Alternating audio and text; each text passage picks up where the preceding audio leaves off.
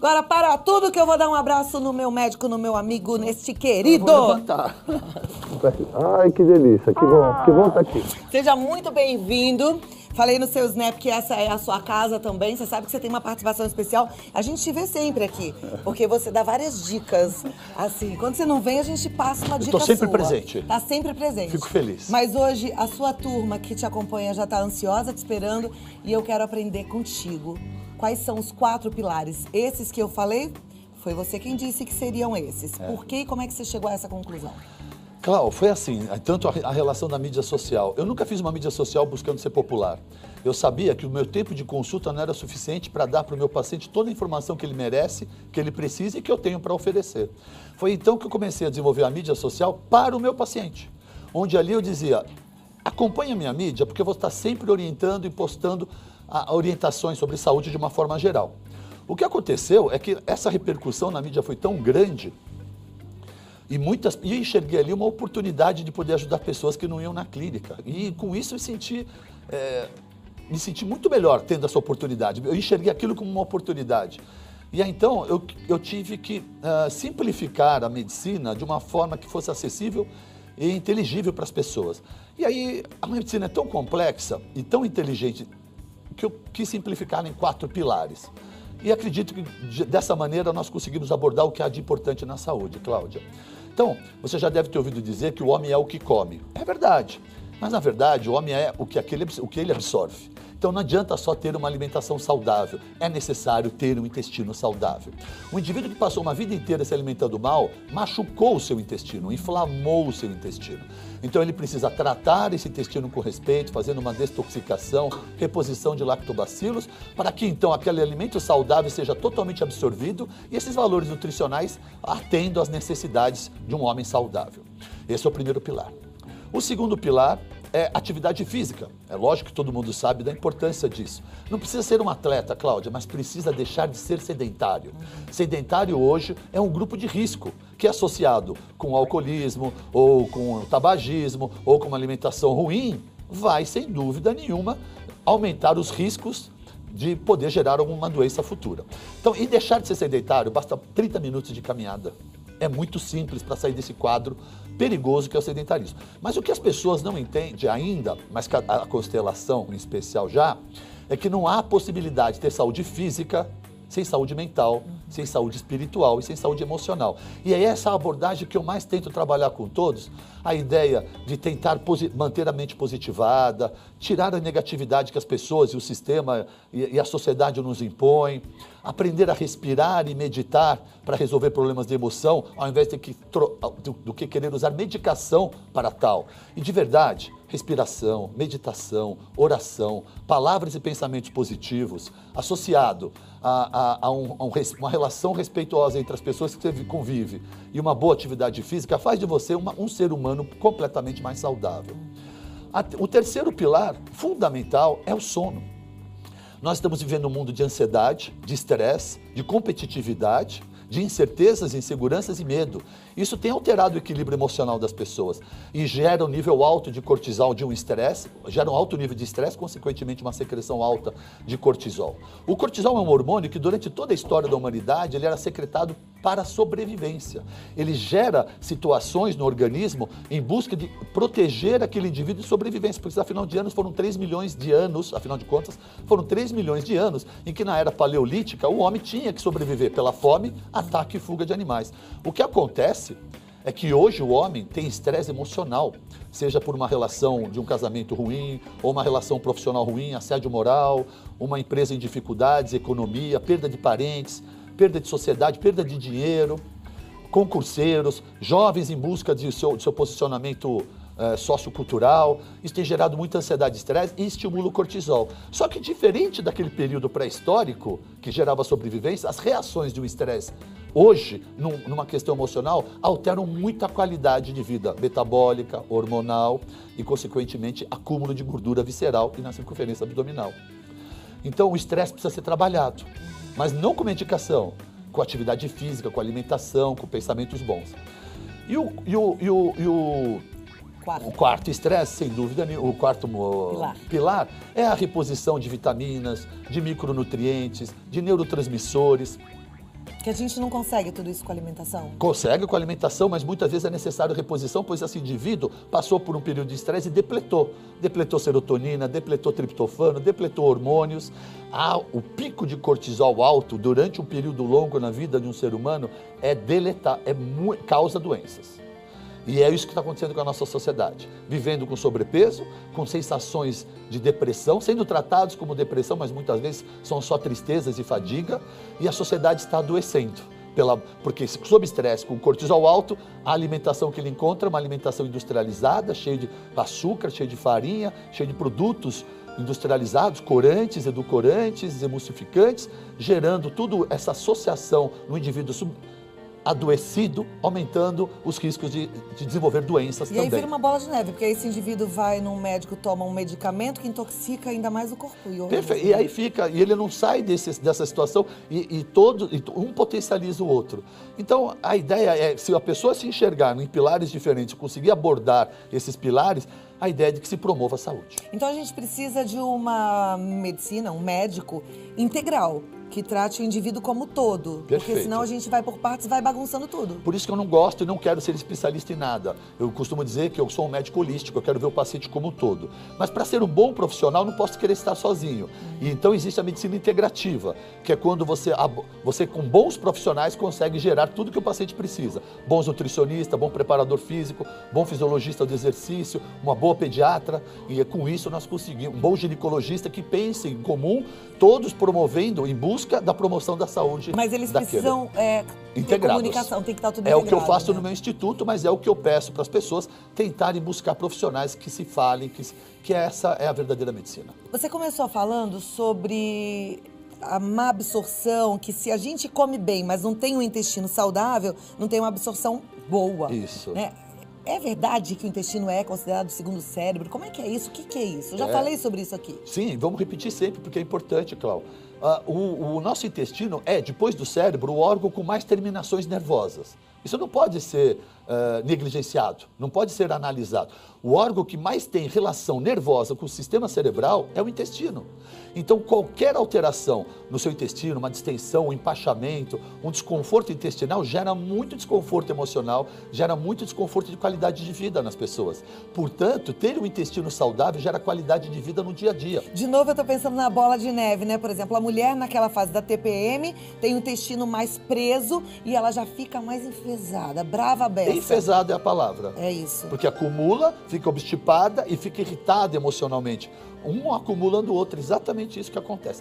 Agora, o que acontece que a sociedade não sabe, e por isso veio aquela questão do desafio, que talvez vamos abordar mais tarde, é a ideia de que no consultório e na clínica eu observei claramente que eu resolvi muitos problemas de saúde de muitos pacientes que rodavam por médicos e clínicas e sendo tratados até como depressão e como se não tivessem nada, porque o médico não conseguia nos exames enxergar, algo muito simples. O ser humano tem uma característica que é da individualidade.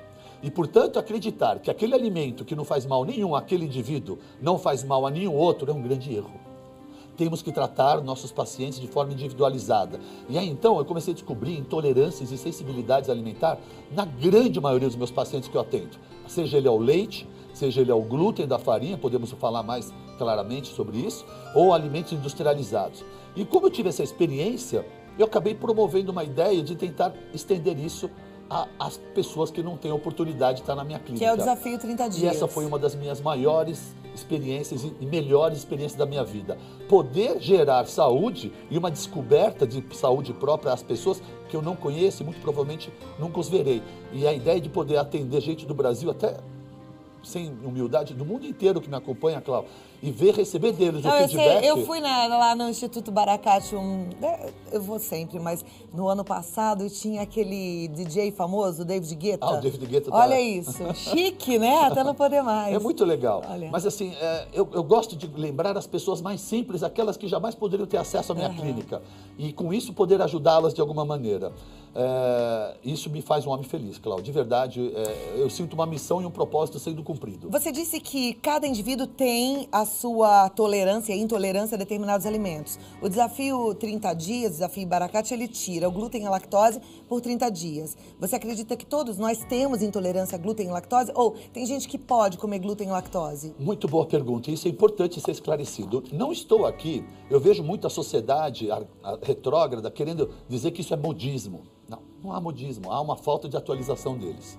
O que está acontecendo é uma mudança na qualidade dos nossos alimentos e uma mudança no comportamento alimentar do ser humano. E isso, numa era moderna, e esse alimento completamente diferente do que ele era 50 anos atrás. Entenda uma coisa, o pão da Santa Ceia de Cristo sequer glúten tinha. A farinha sarraceno foi, durante 100 anos, a única farinha que mais se usava. Houve algumas mutações naturais da natureza, onde havia uma adição saudável de glúten na farinha. Mas a indústria descobriu que pegar uma farinha e adicionar mais glúten faz dela uma farinha mais comercial. Faz dela uma farinha que a confeiteira adora, uma massa elástica, uma massa boa, um bolo confeitado bonito, com massa crocante. Só que isso está nos custando saúde. Porque há 20 anos, houve uma adição de mais de 400% de glúten na farinha para isso. Então, falar que a tua avó comia uma farinha que não fazia mal, que é um absurdo eu estar sugerindo isso, é porque não entende o que está acontecendo. A farinha de trigo, o glúten era de 23 cromossomos, hoje o glúten tem 46. Houve uma mutação genética nesse produto. Então, a farinha que nós consumimos hoje não tem nada a ver com a farinha da nossa avó, da nossa hoje bisa. O glúten é ruim para qualquer pessoa? É uma experiência que eu sugiro, eu não posso afirmar. Tá. A mesma coisa o leite, entenda isso, Cláudio. Todo mundo sempre tomou leite, eu sou de um tempo, você é nova, não, que o leite chegava em casa e se não consumisse logo estragava. Tinha nata. Eu sou desse né? tempo, que o Hoje leite era na garrafinha. dura 6 meses? No saquinho plástico. Como assim? Eu entendo o seguinte, quanto maior a validade de uma comida, menor a validade da sua saúde. Esse é um conforto para a indústria poder vender e ter seus lucros, e não um conforto ou comodidade para você ter um leite em casa que dure 6 meses. Outra coisa, a sociedade não quer leite gordo. Fomos massacrados de forma errônea por estudos fraudulentos da indústria do açúcar, que fraudaram junto com o cientista de Harvard, isso saiu no The New York Times há 3 meses atrás, não é fala minha, onde adulteraram os resultados dos trabalhos científicos e acusaram a gordura saturada de responsáveis pelas doenças cardiovasculares, o que hoje está mais do que proscrita essa ideia. Entretanto, o consumo desses produtos vem aumentando demais nesse período. Todo mundo querendo comer produtos light, diet, sem açúcar, só que estávamos consumindo excesso de farinha, né? O nosso leite, veja só, o nosso leite hoje sai da vaca, vai para uma mangueira, vai para um caldeirão, recebe formol, conservante, preservantes. Vai para uma embalagem de alumínio e plástico, passa num caminhão sob horas embaixo do sol, recebendo reações químicas. Depois chega numa geladeira e fica suadinha, dizendo para você que vai esperar 6 meses. Esse leite não tem nada a ver com o leite que você tomou. Outro ponto, ninguém quer leite gordo, todo mundo quer leite desnatado. Um leite, se você tira a gordura, não sobra nada, é água rala. Para poder ser palatável à sociedade, eles adicionam muita lactose. O que acontece, Cláudio, é que a sociedade, todos nós seres humanos, não somos adaptados a leite para a vida toda. Em algum momento nós não teremos uma reserva de enzima lactase para digerir o leite. Alguns desde a infância, desde o nascimento, outros numa vida mais tarde. Isso é individualidade. Mas, com o consumo excessivo de produtos lácteos e com o excesso de lactose, o que tem acontecido é que muitos indivíduos que apresentariam uma intolerância lá na frente já estão apresentando precocemente. Não é um modismo, está acontecendo, porque os produtos mudaram e o comportamento da sociedade mudou, tudo em função da indústria alimentícia. Ganância, segura aí que eu volto pra gente continuar conversando, mas eu quero que você, já sabe o nosso WhatsApp, manda pergunta que daqui a pouquinho a gente vai ter um momento do Dr. Barakat responder, tá bom? Vamos continuar então o nosso bate-papo. Já entendi um pouco essa questão da intolerância à glúten e lactose e tô me sentindo meio que vítima dessa indústria alimentícia que não tá preocupada com a minha saúde. Tá preocupada de encher o bolso deles de dinheiro. Esteve a indústria. Olha isso. Eu sou vítima da década de 80, 90, quando todo mundo queria... A indústria percebeu algum movimento, falou, vamos fazer produto light diet. E só tiraram açúcar, mas puseram adoçantes, produtos químicos que nos fazem muito mal. E as pessoas na América que estavam lutando contra a obesidade com essa proposta, não emagreceram, continuaram a engordar. Sabe, Cláudio, o importante, quando a gente fala do desafio, não é que as pessoas excluam para uma vida.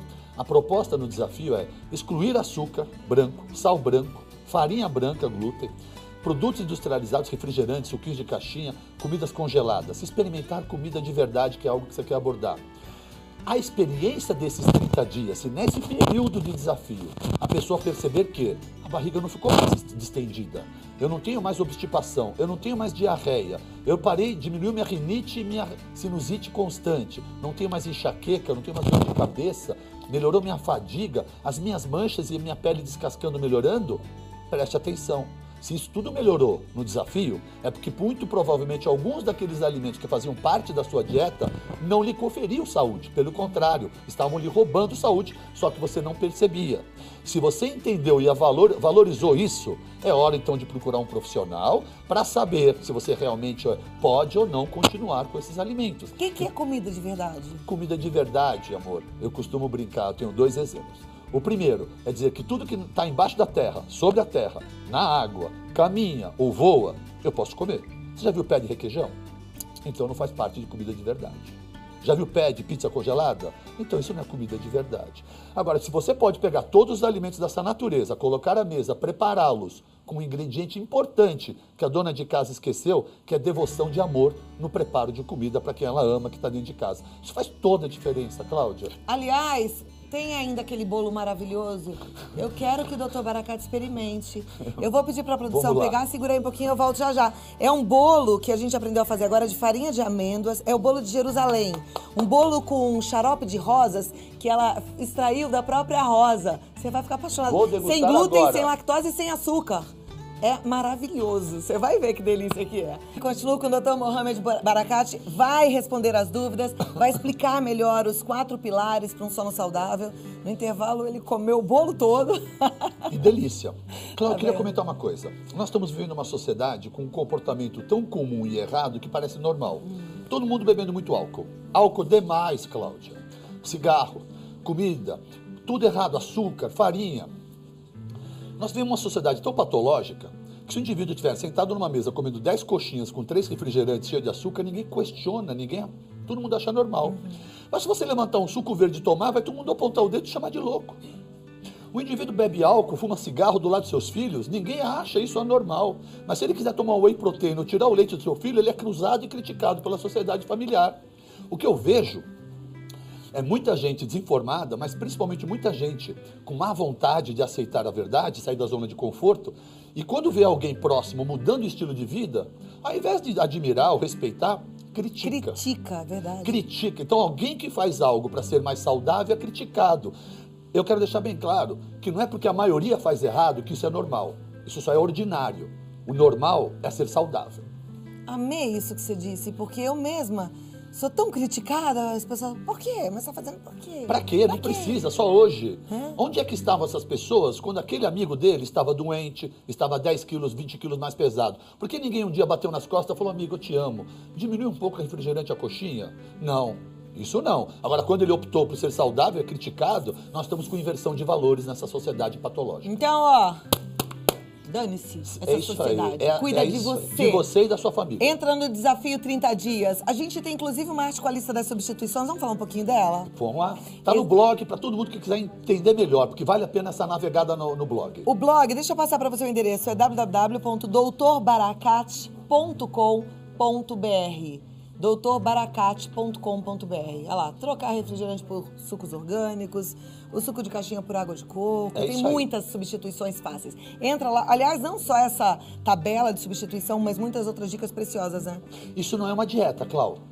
Isso é uma proposta de uma experimentação por um período de avaliação do que aquele alimento que você tirou lhe causava e desse novo que lhe causou. Aí você tem uma percepção e fala, eu preciso mudar meu estilo de vida. E a partir daí procure uma boa nutricionista funcional, um médico com uma visão mais holística, ou se você não tem acesso, faça essa busca como as estrelinhas fazem, através das mídias, em profissionais que pensam nessa linha e comece a buscar uma vida mais saudável. Perfeito. O sono é um desafio, é só o início de uma mudança de estilo de vida. Tá. É só isso.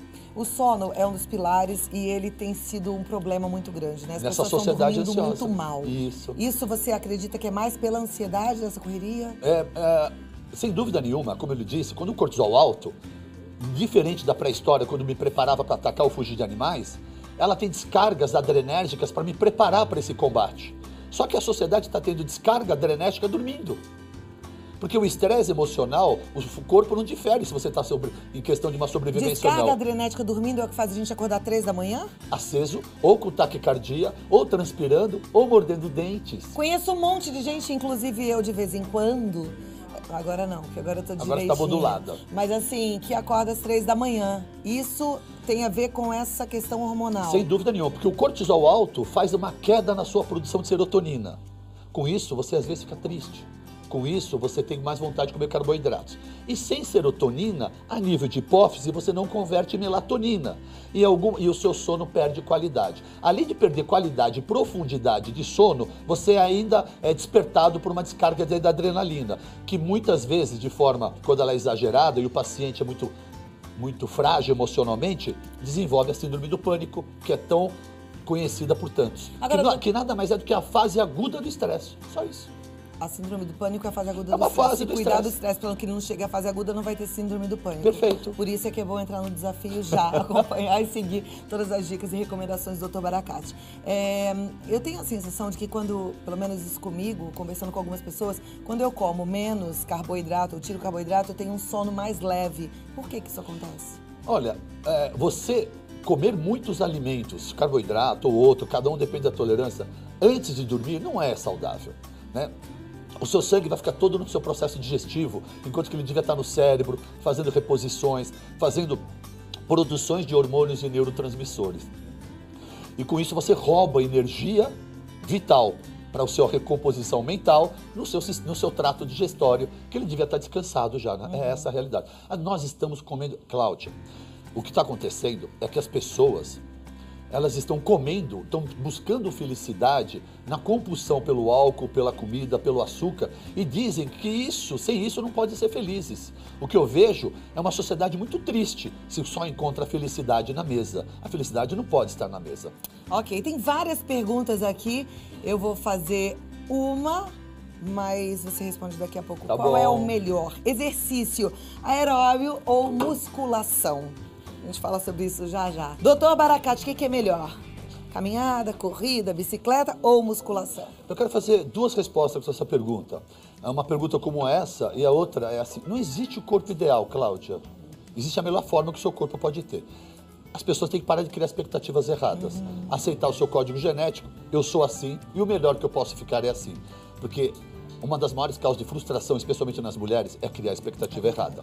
A outra, não existe o esporte ideal. Existe aquilo que mais lhe convém, tudo depende da sua necessidade. O que eu posso dizer é que jovens devem fazer tudo. Tem que fazer tudo misturado, sem dúvida nenhuma. Um bom preparador físico é que vai orientar. Mas o que eu posso afirmar é que na terceira idade não há nada mais importante do que musculação.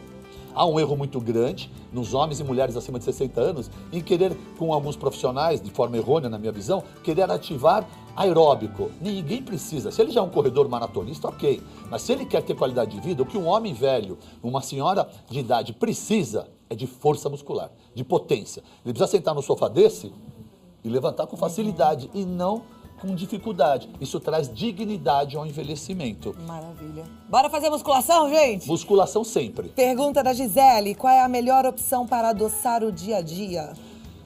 Sem dúvida alguma, as frutas naturais. Entenda uma coisa, eu não falei que comida de verdade é o que está na terra? Deus não esqueceu de vocês que gostam de doces. São as guloseimas, são as frutas naturais. Não sucos de frutas, mas comer fruta. A partir do momento que você sai do vício do açúcar e do alimento industrializado, o seu paladar muda. E aquela maçã que parecia insonsa, fica doce. E aquela manga fica melada. Agora, se o seu cérebro, sua língua, está viciado num paladar industrializado, fruta alguma lhe apetece.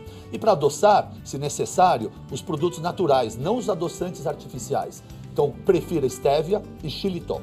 Ou açúcar de coco, que tem baixo índice glicêmico. Tudo isso você encontra no blog. Deixa eu te fazer uma pergunta. O mel é bom? Um mel orgânico, em pouca quantidade, em horários certos, é super saudável. O que é pouca quantidade de mel? 2 vezes ao dia, uma pequena quantidade, junto com uma fruta ou com alguma bebida. Tá. Agora, não é porque mel é natural, é que deve ser permitido em doses exageradas. Ok. O nosso telespectador, ele é de Curitiba, ele diz, sou o Shed Barque, acompanho o trabalho do Dr. Baracate nas redes sociais, agradeço por toda a informação de qualidade prestada e tenho uma dúvida em relação ao jejum intermitente, o que acha? Forte abraço, mestre. Ele fala. Bom, antes de mais nada, o jejum é uma atividade milenar de elevação espiritual. Acima de tudo, só quem experimenta o jejum começa a entender melhor as pessoas que não têm acesso à comida constantemente. Então essa é uma experiência espiritual e emocional que todos deveriam ter. Todas as igrejas, todas as religiões promovem de alguma maneira isso e acho que as pessoas não deveriam abrir mão dessa experimentação na sua elevação espiritual. Na questão de saúde orgânica, é fundamental. O jejum é natural. Ninguém é obrigado a comer o tempo todo. Está cheio de gente que acorda e não tem fome. Por que cargas d'água ter que comer? Respeite o corpo. Precisa. Eu não acredito em comer pizza por Lá tempo em casa todo. a gente fica bravo, porque as crianças, tudo grande, vai falar assim, vai, toma café, não tô com fome. Não tô com fome. E aí, ok? Ok, contanto que ele não vá para a faculdade e fique comendo refrigerante com Cheetos. Tá. Certo? Ele que organiza a marmita ou saiba que tal hora vai ter fome e que coma comida de verdade. O importante é respeitar o corpo, Cláudia. O corpo pediu comida, vamos comer.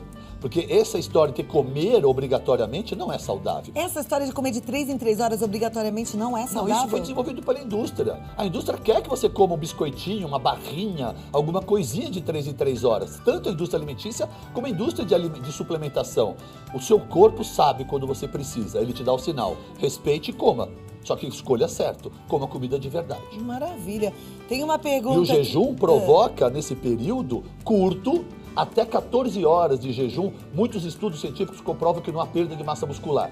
E quando o corpo sente um jejum inicial que não se prolonga, ele queima gordura, ele provoca aumento de hormônio GH, provoca aumento de neurotransmissores e provoca aumento de testosterona em busca de energizar essa situação curta, porque se ela se estender, ela se torna maléfica. Então o jejum de 14 horas é saudável, experimente fazer isso uma vez por dia, por semana, e vai evoluindo, mas busque uma orientação de um profissional para lhe ajudar. Amei. A pergunta agora que eu vou deixar no ar para você responder daqui a pouquinho vem do Rio de Janeiro e a nossa telespectadora quer saber sobre o consumo de carnes, ser vegetariana, vegana ou não, mas a gente fala sobre isso já já. Vamos lá, doutor Baracate, muitas perguntas, muitas dúvidas, eu deixei uma no ar, não sei se você lembra. Da carne, vegetarianismo... Isso, e aí? Bom, vamos lá. Antes de mais nada, eu queria dizer que eu quero tomar muito cuidado quando trato sobre o vegetarianismo e o veganismo, haja visto que eu sou um carnívoro inveterado. Então eu quero tomar o cuidado de dizer que, acima de tudo, eu respeito todo o comportamento quando ele é embasado no idealismo, como é o vegano. O vegetariano, ele está numa experimentação. O que eu vejo de problemas? Primeiro, como ele é um experimentador, é um aventureiro na grande maioria, ele abre mão da carne, mas se entope de carboidratos. E de carboidratos que não prestam. Carboidratos que engordam. Então ele fica à vontade na pizza, no macarrão, no queijo, porque é permitido. Esse é um grande erro. O vegano é alguém que já pode ter sido vegetariano um dia, mas com muita informação e basado num conceito de idealismo muito forte, de sustentabilidade, de amor aos animais, como a si próprio, e o que deve ser respeitado, ele se é mais informado. O vegano tem muita informação e ele consegue buscar os micronutrientes que faltam na carne, nos alimentos, nos cogumelos e muitas outras substâncias.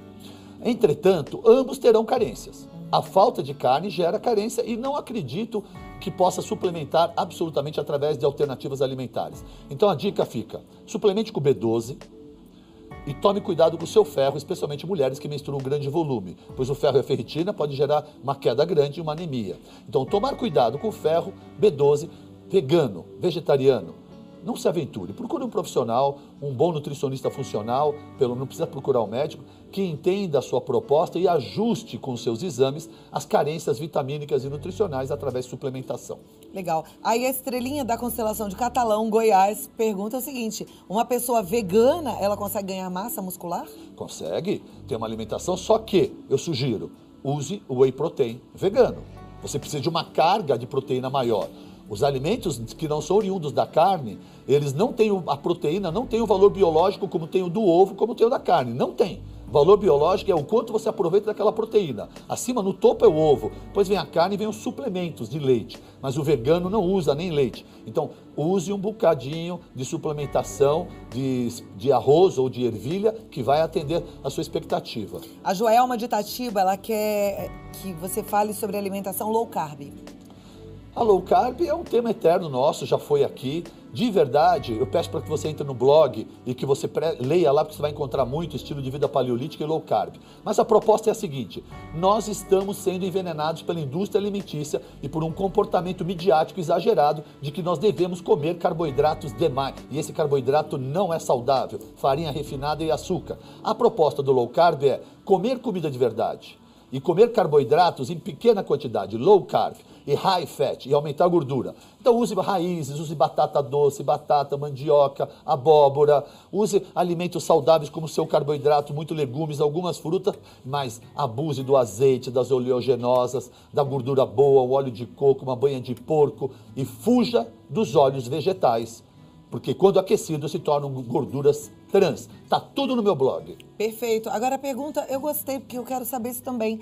É de uma telespectadora lá do 016, ela não se identifica, ela quer Ribeirão saber Preto. sobre... então, kefir de leite, pode não? Se tem o mesmo problema que o leite? Veja só, o micro-organismo, o bichinho que está no seu leite, amor, ele se alimenta do açúcar do leite, ele gera um processo de fermentação. E o açúcar do leite é a lactose. Então, quando você tomar o seu kefir, vão ter traços de lactose. Agora, se você é realmente intolerante ao leite, veja só, se você toma um kefir, não tem nenhuma queixa, não há problema algum. Mas se você é um grande intolerante a leite, provavelmente você vai ter que sair para o kefir de leite de coco ou de água com açúcar mascavo.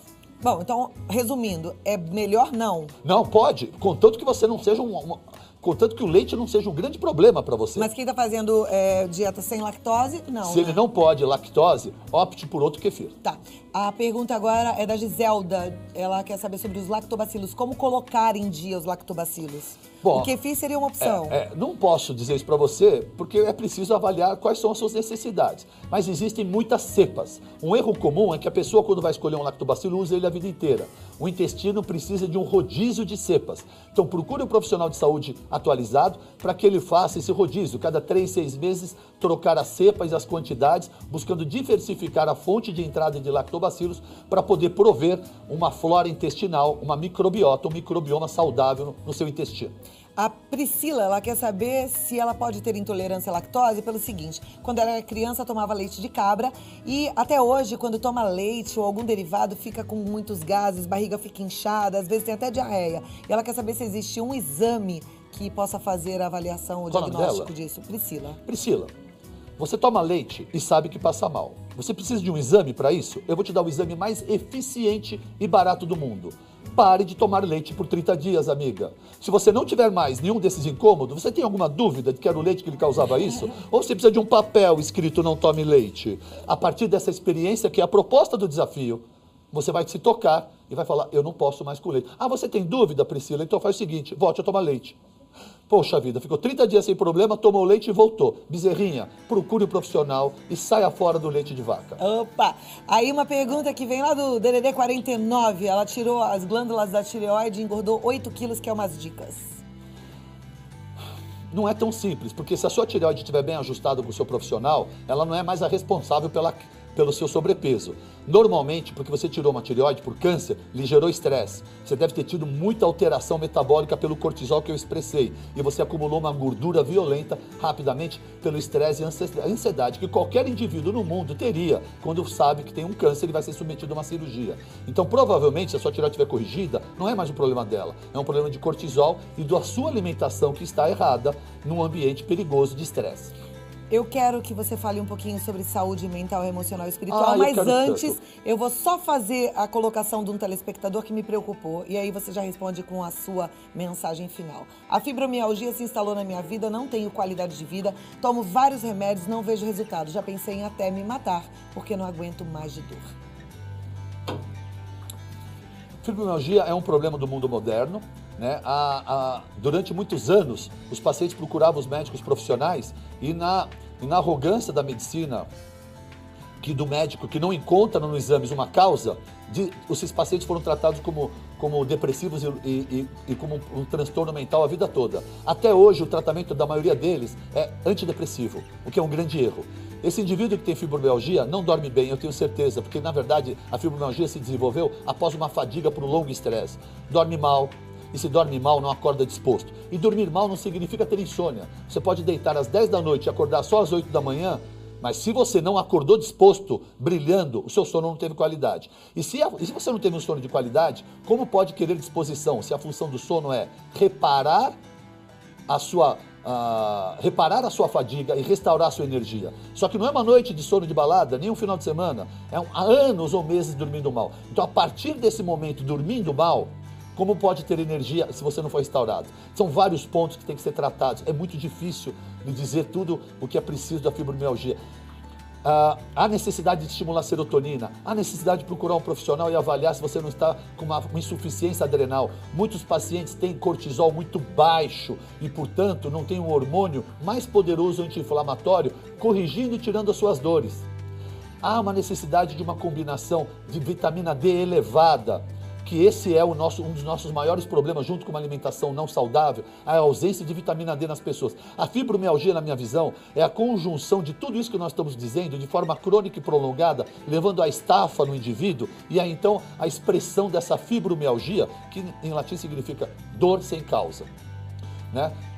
Mas tem causa. A medicina funcional, a medicina integrativa, sabe cuidar de você. Procure um profissional perto de você que possa lhe ajudar. Não desista, amigo, porque existe. Essa medicina, eu não vou falar de mim, essa medicina já ajudou muitas pessoas a saírem disso. Não mude o seu pensamento. Vire a sua ideia, não pense dessa maneira. Tenho certeza que você vai encontrar a saída a partir de hoje, que seja uma data diferente e que você olhe para a tua vida e para esses problemas de uma maneira diferente, por favor. E aí, acho que vale para todos, né? Esse Pra olhar todo mundo. diferente para a vida. Eu estava brincando agora. Você está olhando esse copo d'água, você pode enxergar meio vazio ou meio cheio. O olhar é o seu, é como você enxerga a vida. E o que faz você enxergar um copo meio vazio ou meio cheio? Um copo mais pessimista ou mais otimista? São os seus valores, são os seus princípios. Então você que está enxergando o copo meio vazio, eu peço para você começar a enxergar que esse copo também está meio cheio. E começa a mudar o seu olhar. Muda o seu olhar, muda a sintonia, ajusta essa frequência. Sai da frequência da dor, sai dessa frequência do sofrimento. Busque uma ajuda e você vai ser mais feliz. Dr. Baracate no Facebook, Instagram, Snapchat e o blog www.drbaracate.com.br. É uma honra recebê-lo. Muito obrigada pelo seu tempo, que é precioso aqui com a gente. Obrigada, viu? Nunca dá para falar tudo e por isso que eu quero voltar sempre. Então, você volta o quanto antes, tá? Beijo. Obrigada. Logo faço uma visita lá no Instituto Hoje ou Baracate. amanhã. É isso, que tem que se cuidar sempre, né?